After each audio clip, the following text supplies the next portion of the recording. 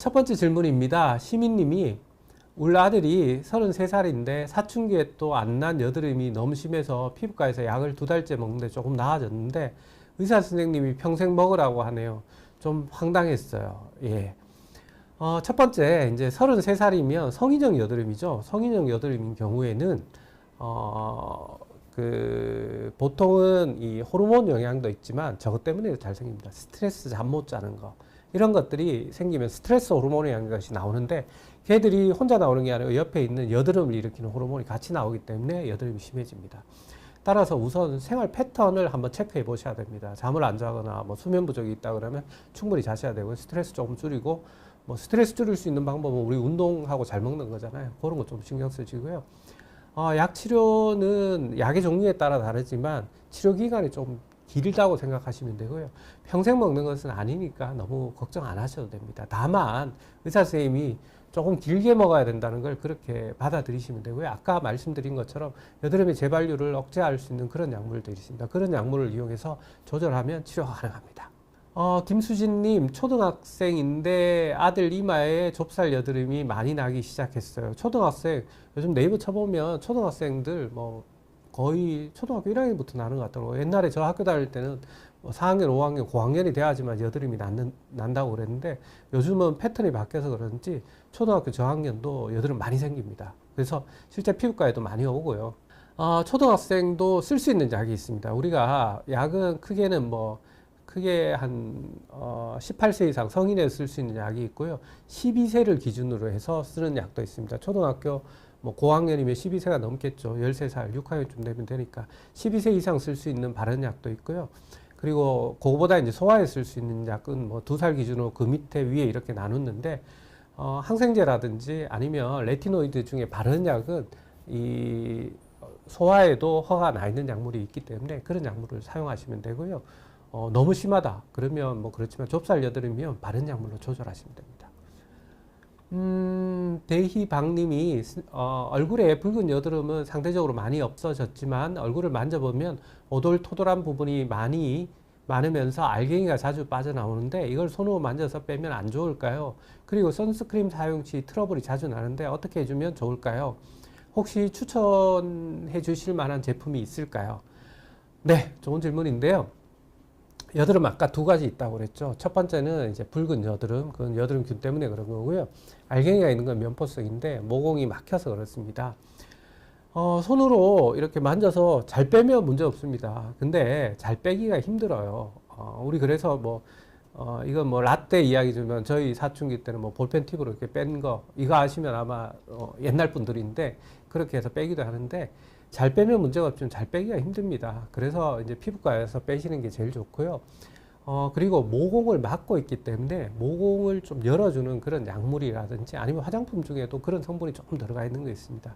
여드름용 화장품이 보면 대부분 살리실산이 조금 들어가 있는데요. 그게 이제 약간 각질을 정리해서 안에 있는 피지가 좀 잘 나오면 알갱이가 적게 생기도록 하는 것입니다. 그래서 뭐 가능하면 그런 제품들 먼저 써보시고요. 뭐 스트레스 푸는 건 좋은데 이렇게 짜면 옆에 자꾸 염증을 만들잖아요. 그건 뭐 당연히 안 좋죠. 그래서 그런 것은 안 하시는 게 좋고요. 선크림 쓰는 게 좋죠, 당연히. 근데 선크림 트러블 때 여드름 나시는 분들이 있습니다. 왜냐하면 선크림은 햇볕을 막아야 되기 때문에 여러 가지 그 안에 여러 가지 물질들이 들어가기 때문에 트러블이 잘 생기는데요. 이런 경우에는 과거에는 선크림이 뭐 한두 가지 제품밖에 없었는데 요즘은 매트한 재질도 있고 아니면 약간 그 부드러운 그런 재질 있죠. 약간 너무 진하지 않는 그런 것도 많이 나와 있기 때문에 그런 걸 이렇게 제품을 몇 가지를 구입해서 한번 테스트해 보시는 방법밖에 없습니다. 왜 그런가 하면 선크림도 이게 만들기 전에 피부에 다 테스트를 합니다. 여드름이 나는지 안 나는지. 그래서 거기서 합격을 해야지만 나오게 되는데 개인에 따라서 어떤 분들은 뭐만 발라도 나시는 분이 있기 때문에 개인차가 있기 때문에 자기한테 맞는 것을 선택하셔야 됩니다. 보통 알려져 있는 것은 이제 약간 미네랄 성분들이 들어가는 게 조금 더 그 트러블을 좀 적게 일으키는 것으로 알려져 있습니다. 테스트 해보세요. 우리 시중에 많잖아요. 가서 몇 개 이렇게 해서 조금씩 발라보시기 바랍니다. 순시민님, 참고로 여드름은 유전이라고 하는데 그러면 애기 아빠도 그렇고 저도 여드름 나지 않았는데 여드름 약이 독하다는데 안 먹을 수도 없고 걱정입니다. 우리 뭐 모든 병이 그 유전 아니라고 이야기하는 병은 거의 없죠. 뭐 감기 이런 거 빼고는. 그런데 근데 유전이라는 말은 성향을 이어받았다는 거지, 이게 뭐 유전병처럼 여드름이 있다고 꼭 여드름이 생기는 거 아니고요. 약 먹는다고 꼭 약 못 먹고 그런 건 아닙니다. 그래서 우리가 환자분마다 다르기 때문에 뭐 너무 이렇게 걱정 안 하셔도 되고요. 여드름 약이 독하다고 그러는데 뭐 피부과 약 다 독하다고 그럽니다. 근데 저 피부에 뭐 나면 피부과 약 잘 먹습니다. 왜 그런가 하면, 과거에 피부과 약이 독하다는 것은, 피부과 약은 우리 피부에 염증이 생기면 대부분 가렵습니다. 가려움을 줄이는 약 중에 제일 대표적인 게 히스타민, 항히스타민제라는 게 있는데, 이 약은 먹으면 사람들이 깔아져요. 감기약에 다 들어가 있거든요.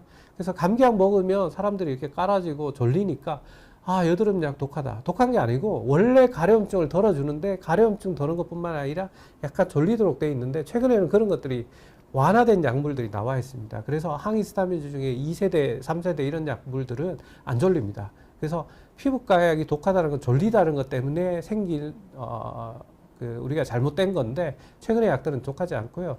특히 여드름 약은 우리가 장기간 아까 써야 된다고 그러잖아요. 장기간 쓸 수 있도록 다 테스트가 된 약이기 때문에 여드름 약이 독하다, 그건 아니에요. 그리고 또 어떤 약, 아까 이야기 드린 뭐 로아큐탄, 뭐 아이소트레티논 계열의 약은 부작용이 굉장히 많습니다.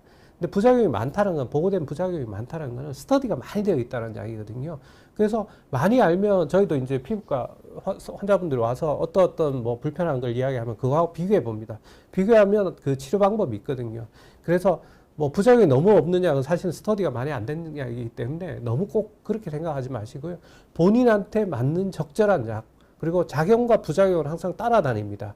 이 밸런스를 맞추는 게 그 치료라고 저는 생각합니다. 그래서 너무 약에 대해서 걱정하지 마시고요. 다음 질문입니다. 순무님, 중학교생 남자아이인데 블랙헤드와 여드름이 많이 생겼는데 짜려고 하면 얼굴에 손도 못 대게 합니다. 그냥 놔둬도 될까요? 어머니가 짜시면 안 되죠. 어머니가 짜시면 잘 못 짭니다. 그리고 그 짤 때 아프잖아요. 어머니가 짤 때 뭐 기분은 후련하겠지만 별로 안 좋고요. 약을 쓰세요, 약. 아니면 뭐 시중에 파는 화장품 중에 그런 것부터 먼저 써보시고, 안 된다면 단계를 올리는 방법이 있기 때문에 조금 좋은 화장품을 사주시거나, 아니면 뭐 피부과에 처방받는 약을 먼저 해주시는 게 좋을 것 같습니다. 아톰님, 안녕하세요. 20대 초반 이소티노니안 약을 먹다가 30세가 되어서 약에 의존하기 싫어서 중단한 지 한 달이 넘은 상태인데, 다른 곳은 심하지 않는데 이마에 좁쌀 여드름이 많이 올라왔습니다. 30살이 넘어도 여드름이 나다 보니 스트레스 받네요. 여드름 약 끊지 말고 날 때마다 꾸준하게 먹는 게 좋을까요? 아니면 먹다가 괜찮아지면 끊는 게 나을까요? 이런 분들 많죠. 저는 뭐 지금 50대니까 뭐 그렇지 않은데, 저도 뭐 30대 때 좀 잠 못 자고 뭐 공부하고 그러면 얼굴에 여드름 올라왔거든요. 그럴 때는 뭐 약을 복용했는데, 성인형 여드름이고 이소티노니안 약은 의존성이 사실은 없습니다. 그러니까 약을 먹는다고 그 약을 찾거나 이런 게 의존성인데, 그 약은 그런 건 아니고요.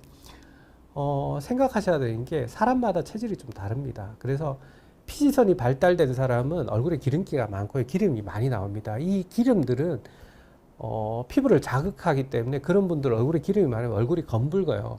이런 분들은 피지를 좀 떨어뜨려줘야 됩니다. 그 떨어뜨려줘서 밸런스를 좀 맞춰주는 게 이소티노니안 약이라고 생각하시면 됩니다. 아까 이야기 드린 것처럼 이 약을 이제 세게 쓰는 거는 여드름에 쓰지만, 저용량요법을 쓰는 거는 우리 얼굴에 있는 기름기를 줄여서 밸런스를 맞춰주는 거라고 생각을 하시면 됩니다. 그 밸런스가 잘 맞으면 피부에 트러블도 나지 않고 피부에 좋습니다. 그리고 우리가 약 매일 먹잖아요. 왜 매일 먹냐 하면, 약은 먹으면 금방 소변이나 대변을 빠져나가요.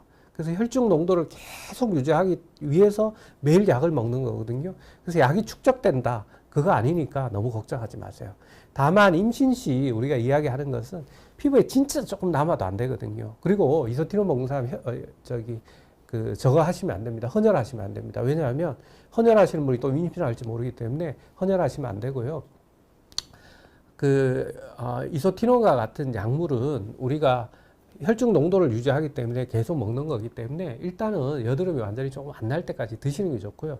그 다음에 테이퍼링이라는 방법이 있습니다. 줄여서 나가는 겁니다. 그래서 줄여서 나가면 여드름의 재발을 많이 줄일 수 있습니다. 뭐 100%라고 이야기하면 제가 말씀 못 드리는데 논문상으로 한 90% 정도 예방이 되기 때문에 충분한 양을 먹다가 이렇게 좀 떨어뜨리면 재발률을 떨어뜨릴 수 있기 때문에 그 방법을 사용해 보시고요.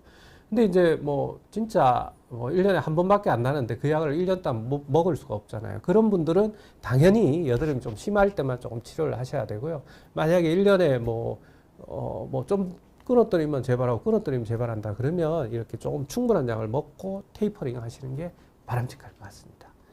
스텔라 P님, 안녕하세요. 30대인데도 붉은 여드름이 안 사라지네요. 이소티논도 먹고 해봤는데 이소티논이 유명한 모양이네요. 네. 그때 뿌린 것 같고 약을 바꿔야 할까요? 붉은 여드름에는 아까 말씀드린 항생제 성분도 효과적입니다. 물론 이소티논도 작용을 합니다. 이런데 이소티논 먹어서 조절이 되면 그 약을 아까처럼 충분한 약을 먹고 끊는 방법도 있고요. 아니면 중증도에 따라서 바른 약으로 가지고 이렇게 끌고 가는 방법도 있습니다. 그래서 바른 약을 뭐 쭉 쓰시면 여드름이 좀 적게 생기는 약, 예를 들면 레티노이드 중에 바른 약이 있거든요. 그런 걸 꾸준하게 바르는 것도 하나의 방법입니다. 우리 화장품에 레티놀이라는 거 많이들 비싼데 많이들 쓰시잖아요. 여드름 약에도 레티놀보다 훨씬 강한 성분이 들어가 있는데 그게 레티놀입니다. 대신 많은 약이 들어가 있으니까 자극이 좀 있죠. 그래서 잘 이렇게 골라서 쓰시면 됩니다. 이윤님, 선생님 집에서 압출하는 방법을 알려주세요. 노란 게 나오고 피가 다 나올 때까지 명봄을 짜고 후시디를 바르면 안 되나요? 첫 번째는요, 이거 가르쳐 주면 저희 밥 못 먹고 사는 거 아닌가 모르겠지만 알려드릴게요. 비욘디 나오셨으니까. 첫 번째는, 흰 것만 짜세요. 빨간 거 짜지 마세요. 빨간 거는 벌써 염증이 있기 때문에 잘못 건드리면 그 주위에 이렇게 터지기 때문에 염증을 더 나쁘게 해요. 그래 빨간 여드름은 절대 손대지 마시고요. 약으로 잠재운다고 생각하셔야 돼요. 흰 여드름을 짜시는데 짤 때 잘 나오는 것만 짜세요. 왜냐하면 아까 입구가 막혀 있다고 그러는데 어떤 분들은 막힌 게 아니라 입구가 진짜 좁은 사람들이 있어요. 그런 사람들은 무리하게 짜면 이 주위에 상처를 내는데 그럼 바로 흉으로 가죠. 그래서 이렇게 본인이 짰을 때 잘 나오는데 무리하게 힘줘갖고 피 나올 때까지 짠다. 피가 나온다는 건 주위에 벌써 손상이 된다는 거거든요. 피 안 나오게 이렇게 눌렀을 때 잘 나오는 것만 짜주시면 되고요. 보통 방법은 이제 면봉을 이렇게 두 개를 잡고 고기를 양쪽에 압력을 가하는 방법도 있고요. 아니면 압출이라고 그러는데 이 압출하는 기구를 팔잖아요. 그런 것들 이용해서 조금 짜시면 되고요. 후시딘 바른다고 물론 피가 나오면 우리 다른 균들 때문에 뭐 후시딘 바를 수는 있지만 후시딘이 여드름균에 그렇게 효과가 별로 크지는 않습니다. 다른 균을 예방하는 데는 효과가 있지만요. 그래서 이윤님 같은 경우에는 우리 권해드리는 거 흰 것만 그리고 노란 거는 그건 벌써 염증이 노랗고 피 나오는 거는 염증이기 때문에 그런 건 손대지 마시고요. 잘 나오는 것만 살살살살 짜보시기 바랍니다. 하트님, 여드름은 언제 짜면 좋은 시기인가요? 방금 전에 말씀드린 거죠. 그런 여드름, 하얀색 면포성인 경우에 잘 나오는 것만 하고요. 하기 전에 스팀 타월 같은 걸로 피부를 약간 촉촉하게 하거나 약간 데피면 조금 더 잘 나옵니다. 네. 겸둥이님, 스티바이는 블랙헤드가 있는 곳에 발라줘도 되나요? 물론이죠. 스티바이는 여드름이 다 발라주셔도 됩니다. 블랙헤드 있는 데뿐만 아니라 뭐 화이트헤드, 보통은 이제 얼굴에 전체적으로 펴 바르는데 이 약 좋으니까 얼굴에 뒷담 많이 발라야 되겠다 그러면 난리 납니다. 처음에는 괜찮지만 한 2주 바르면 얼굴 완전 벗겨질 수 있기 때문에 그렇게 하지 마시고요. 하루에 한 번 저녁에 피부에 묻을랑 발라 봤을 때 피부에 하얀 게 남아 있으면 안 됩니다. 스티바 짜면 하얗거든요. 그거 다 펴서 발라서 안 보일 때까지 이렇게 얇게 비싼 약이니까 조금씩 잘 바르세요. 스텔라 핀님, 그럼 여드름약 수년씩 오래 먹어도 몸에 문제가 없느냐요? 그건 케이스 바이 케이스인데요. 첫 번째는 항생제는 오래 먹는 거 별로 좋지 않습니다. 항생제는 보통 한 3개월 정도 먹었다가 우리가 대부분 끊게 되는데요. 물론 뭐 경우에 따라 더 오래 먹는 경우도 있기 때문에 전문의가 필요한 거겠죠. 하지만 항생제는 좀 짧게 먹는 거고요. 그리고 우리가 레티노이드 아이소트레티노인 같은 경우에는 뭐 1년 이상 먹기도 합니다. 근데 제가 수년이라고 해서 몇십 년을 말하는지 몇 년을 말하는지 모르겠는데 필요한 경우에 우리가 그때는 블러드를 체크해 가면서 혈중 농도를 체크해 가면서 치료하면 됩니다. 네. 자, 겸둥님, 유독 동네 병원 의사 선생님께서 이소티논 처방에 부정적이십니다. 몸에 안 좋다고요. 지성 피부인데 평생 스티바이만 발라도 되나요? 스티바이 바르시면 좋습니다. 평생, 뭐 제가 아직 평생을 안 살아봐서 모르겠지만 논문상에는 수년을 바르면 좋은 것으로 되어 있습니다. 스티바이 바르셔도 됩니다. 그리고 이소티논 처방에 부정적인 것은 이런 경우가 있습니다. 아까 이제 제일 문제가 되는 게 저거라고 했죠. 가임기 여성분들.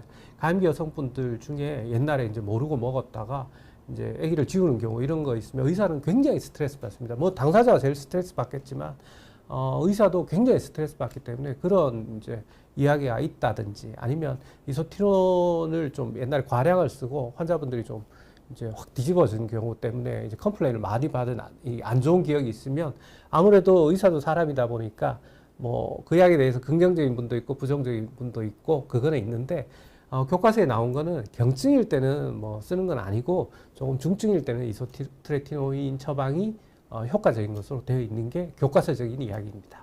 네. 의사분도 사람이기 때문에 케이스 바이 케이스입니다. 네. 순시민님, 병원에서 절대 짜지 말라고 약만 먹으라고 하는데 선생님께서 성향이 다 틀리신 것 같아요. 저도 짜지 말라고 합니다. 자꾸 물어보시니까 제가 답을 드리는 거지. 왜냐하면 짜라고 그러면 한국 사람 그거 있잖아요. 뭐 피를 봐야 되잖아요. 그래서 열심히 짜갖고 흉 만들어 오는 경우를 많이 봐서 저도 짜지 말라고 그러는데 또 병원 오는 게 쉽지가 않잖아요. 뭐 병원 문턱이 그렇게 낮은 건 아니니까요. 그렇기 때문에 우리가 짤 수 있는 여드름에 대해서 알려드리는 거고요. 남자인데 성인용 화장품을 어떤 걸 써야 되는지 요즘은 시중에 나가면 옛날에는 화장품 여자만 쓴다고 해서 여성용만 나왔는데 최근에는 남성용 화장품 많이 나와 있습니다. 그 중에 뭐 한두 개 골라서 해보고 본인이 써보시고 화장품은 천차만별이에요. 그래서 뭐가 정답이다 뭐가 이거라고 이야기보다 왜냐하면 똑같은 피부 타입을 갖고 있잖아요. 개인이 뭐 냄새라든지 이런 거에 영향도 많이 받기 때문에 써보기 전에 말씀 못 드리고요. 테스트 해보세요. 잘 모르시면 한쪽만 발라보세요. 반절 보고 괜찮다? 그럼 다 바르시면 됩니다. 염정아님, 이름 예쁘시네요. 네, 30세인 아들이 22살 때부터 이소티논을 처방받아 8년째 먹고 올리오레 끊고 일주일이 지났는데 평생 한 번도 안 나은 콩 다래끼가 처음 나기 시작해서 지금까지 낫지가 않아 여러 군데 안과를 다녀보고 몇 번 해보고 치료가 안 되는데 안과 선생님도 원인을 알 수 없다고 하는데 혹시 이소티논 약과 연관이 있나요? 보통 저도 정확한 원인은 모릅니다. 제가 직접 진료한 건 아닌데 이제 우리가 이런 케이스가 가끔 있기 때문에 이제 간단하게 설명을 드리면 피부에 우리가 기름샘이 아까 피지선이라고 했는데 이 피지선이 눈에도 많아요. 눈물에도 분비를 시키거든요. 그래서 눈꺼풀이나 이런 데는 적지만 눈 안에 이제 눈물샘하고 옆에는 그 샘들이 있습니다. 거기서 피지를 만들어내게 되는데요. 이소티논을 바르게 되면 모든 피지 분비량을 떨어뜨리기 때문에 눈에 있는 그것도 떨어뜨렸을 거예요. 하지만 이제 그걸 끊으니까 거기가 분비가 좀 더 증가되면서 그런 것 때문에 약간 염증이 생긴 거 아닌가라는 생각은 좀 드는데 뭐 그건 뭐 안과 선생님이나 아니면 피부과 한번 내원하셔서 체크를 받아보셔야 될 것 같습니다. 겸둥님, 크레오신은 꼭 아침, 저녁 하루에 2번씩 꼭 발라줘야 되나요? 하루에 한 번씩만 발라도 되지 않나요? 크레오신은 항생제 성분이기 때문에 사실 자극감이 많지 않아요. 그래서 하루에 2번 꼭이라기보다 하루에 2번 바르시는 게 좋을 것 같습니다. 하루에 2번 바르시고요. 뭐 정 안 돼서 하루 바르면 어쩔 수 없지만 2번 바르는 게 더 낫다고 생각합니다. 박대인 님이 얼굴에 여드름이 있으면 유분 때문에 덜 건조할 것 같은데 오히려 더 칙칙하고 마른 느낌이 나는 이유가 있을까요? 그리고 이런 경우에는 어떤 제품을 발라주는 게 좋을까요?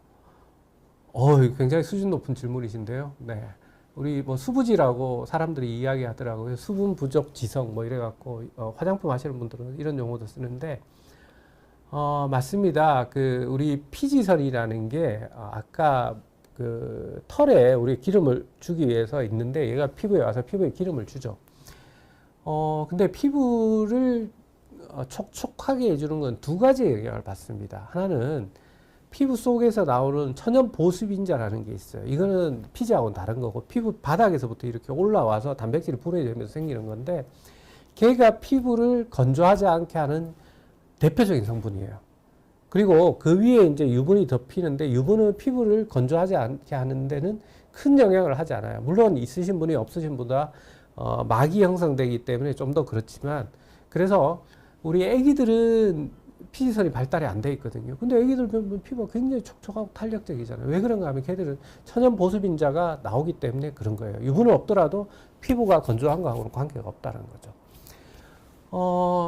그래서 이제 사춘기 이후에 이제 지성인 사람은 유분이 나와서 위에는 덮여 있으니까 얼굴에 바르면 기름기는 되게 많은데, 안쪽에 그 천연 보습인자가 떨어지면 건조하게 느끼는 거죠. 그래서 천연 보습인자는 특별히 만들 수는 없고요. 우리가 이제 아토피나 이런 정도에 보면 유분기가 좀 떨어지면서 그 보습인자 유사한 약물들을 약이 아니죠. 화장품 성분을 만들어서 거기에 바른 약물들이 있기 때문에 그런 걸 좀 써보시면 좀 좋을 것 같습니다. 그래서 유분이 너무 많다 그러면 자주 세안하시고요. 그거 발라줘서 보충하시면 됩니다. 하트님, 하얀색이 톡 터지고 피가 나와도 되는 거라고 받아들이면 될까요? 피 나오면 별로 안 좋습니다. 그리고 안에 있는 하얀색 알갱이만 나와야 되고요. 피 나오면 아까 여드름은 이 항아리처럼 돼 있어서 그 항아리 안에 피지가 있는 겁니다. 짜서 피 나온다는 거는 그건 잘못 짜신 거예요. 아니면 염증성이고요. 노란색은 균들이 자라서 얘가 노랗게 바뀐 거예요. 피지는 하얀색이고요. 특히 피곤할 때 보면, 피곤할 때 우리 몸에 이제 체력이 떨어지고 면역력이 떨어지면 그 균들은 우리 몸에 다 있거든요. 그 균들이 없어도 안 돼요. 걔들이 막 자라기 시작해요. 우리 상재균이라고 하거든요. 영어로는 노말 프로라고 그러는데, 그 균들이 있어야 진짜 나쁜 균들이 못 오게 자리를 잡고 있는 균들이 있는데요. 그 균들이 갑자기 증식을 하면 이렇게 노랗게 올라와요. 그래서 노랗게 올라오면 내가 피곤하고 잠 못 잤구나. 컨디션 좀 조절해야 되겠고 운동하고 정기적인 생활해야 되는구나.